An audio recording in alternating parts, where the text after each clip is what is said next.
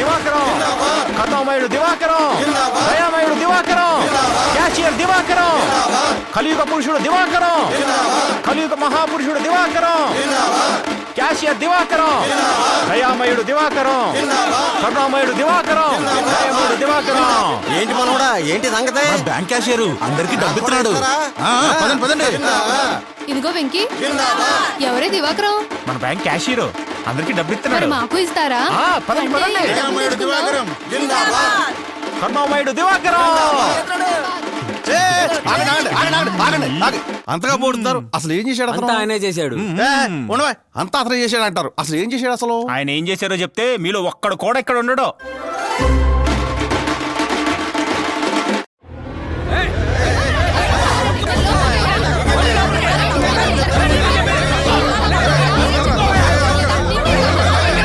ఆగండి ఆగండి, ఎందుకు అలా చొచ్చుకొని వస్తున్నారు?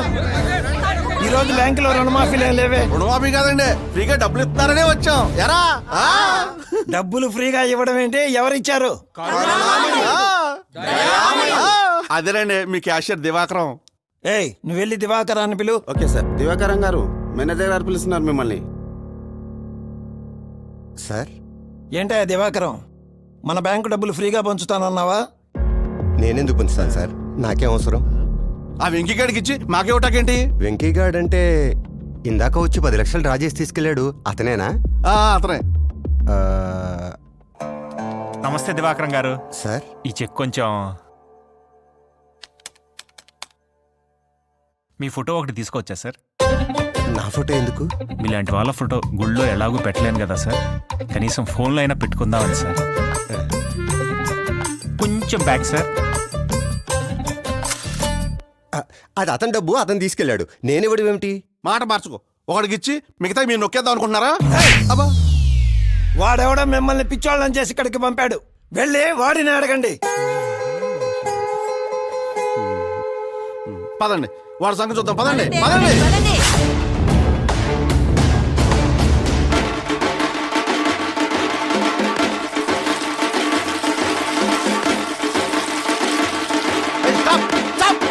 What hell is going on here? బుద్ధుందా? వాడేమో దేవుడా లీడరా? వాడికి చింత బదులు కొడుతున్నారు. రేయ్, నీ డబ్బులు నీకు ఇచ్చినోడికి పాలాభిషేకం చేస్తావా? సిగ్గుందా నీకు? ఒరే, మరి ఇదే పని నువ్వు చేసినప్పుడు? ఏయ్, నా డబ్బులు నాకు ఇచ్చినోడికి నేను ఎప్పుడు పాలాభిషేకం చేశానా? గుర్తు తెచ్చుకో.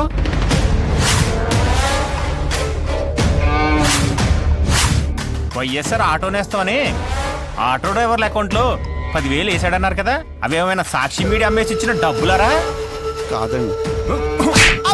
మరి పాలాభిషేకం చేసావు ఆ అమ్మ ఒడని అమ్మ లెక్కల అకౌంట్లో 13,000 వేసాడన్నారు కదా, అవేమైనా భారతీయ సిమెంట్ అమ్మేసి ఇచ్చిన డబ్బులరా? అసలు కాదండి. మరి పాలాభిషేకం చేసావు రైతు భరోసాని రైతుల అకౌంట్లో 7,000 వేసాడన్నారు కదా, అవేమైనా లోటస్ పాండ్ ప్యాలెస్ అమ్మేసి ఇచ్చిన డబ్బులరా? పాలాభిషేకం చేశానా? సార్, ఒరే, భారతీయ సిమెంట్ బస్తా ధర ఎంతరా? 400 అండి. అది ఎవరికైనా ఫ్రీగా ఇచ్చాడా? ఇవ్వలేదండి. మరి సాక్షి పేపర్ రేట్ ఎంతరా? 6 రూపాయలండి. అది ఎవరికైనా ఫ్రీగా ఇచ్చాడా? ఇవ్వలేదండి. 6 రూపాయల పేపరే ఫ్రీగా ఇవ్వనోడు, సొంత చెల్లిని తల్లినే బయటికి తరిమేసినోడు, సొంత బాబాయినే గొడ్డలతో వేసేసినోడు ఫ్రీగా డబ్బులు ఇచ్చాడని పాలాభిషేకాలు చేస్తారా? నందమూరి కుటుంబం చనిపోయిన బసవతారకమ్మ పేరు మీద క్యాన్సర్ హాస్పిటల్ కట్టించారు. ఎందుకు? పేదలకు వైద్యం అందించడానికి. నారా భువనేశ్వరి చనిపోయిన తన తండ్రి పేరుతో ఎన్టీఆర్ ట్రస్ట్ పెట్టింది. ఎందుకు? ప్రజలకు సేవ చేయటం కోసం. మరి వైఎస్ జగన్మోహన్ రెడ్డి చనిపోయిన తండ్రి పేరుతో ఏం పెట్టాడు? పార్టీ పెట్టాడు. ఎందుకు?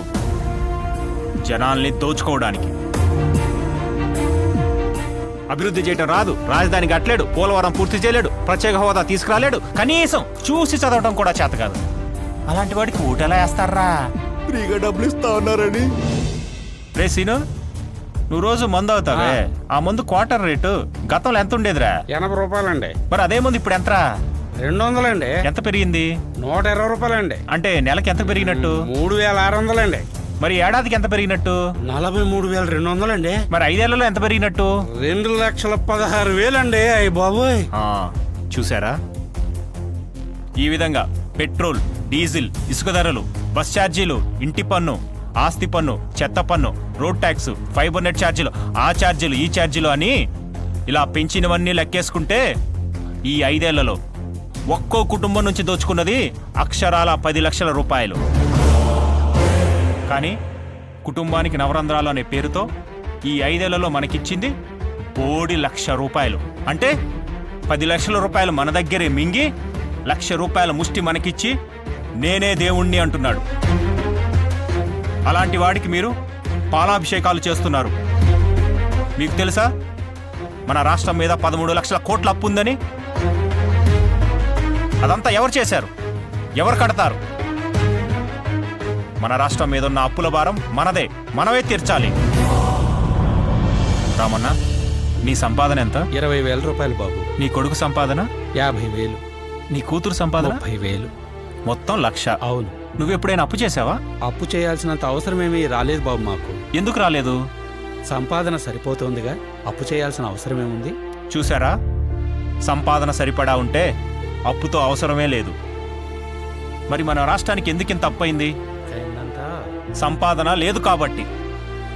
సంపద సృష్టించలేని వాడు రాష్ట్రానికి అవసరం లేదు. అప్పులు చేసేవాడు అసలే వద్దు. సంపద సృష్టించి సంక్షేమ పథకాలు ఇవ్వగలిగిన వాడే అసలైన నాయకుడు. అలాంటి వాడే మనకు సీఎంగా కావాలి. దేశ విదేశాలు తిరిగి ఇండస్ట్రీస్, ఇన్వెస్ట్మెంట్స్ తీసుకురావాలి. అంతేగాని ప్యాలెస్ దాటి బయటికి రాని పిరికోడికి ఈ రాష్ట్రాన్ని అప్పచెప్పకూడదు. వీడికి కియాలో ఉద్యోగం, సంవత్సరానికి 10 లక్షల జీతం. వీడిది సాఫ్ట్వేర్ ఉద్యోగం, సంవత్సరానికి 12 లక్షల జీతం. వీడిది హీరో మోటార్స్లో ఉద్యోగం, నెలకి 85,000 జీతం. వీళ్ళలో ఎవరూ కూడా ప్రభుత్వం బటన్ నొక్కిచ్చే పథకాల మీద ఆధారపడి బతకట్లేదు. రివర్స్లో వీళ్ళ జీతాల నుంచి ట్యాక్స్ కట్టి ప్రభుత్వాన్ని బతికిస్తున్నారు. నిజానికి ప్రభుత్వం చేయాల్సిన పనిది. పరిశ్రమలు తీసుకొచ్చి ఉద్యోగాలు కల్పిస్తే ప్రజలే ప్రభుత్వాన్ని పోషిస్తారు. అప్పుడు ప్రభుత్వం ఇచ్చే పథకాల మీద ఆధారపడాల్సిన అవసరం ఉండదు.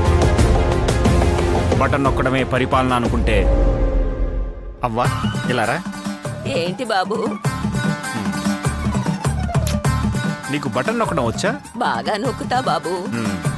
విన్నారుగా, ఈ మాత్రం బటన్ నొక్కడానికి ఈ బామ్మ చాలదా?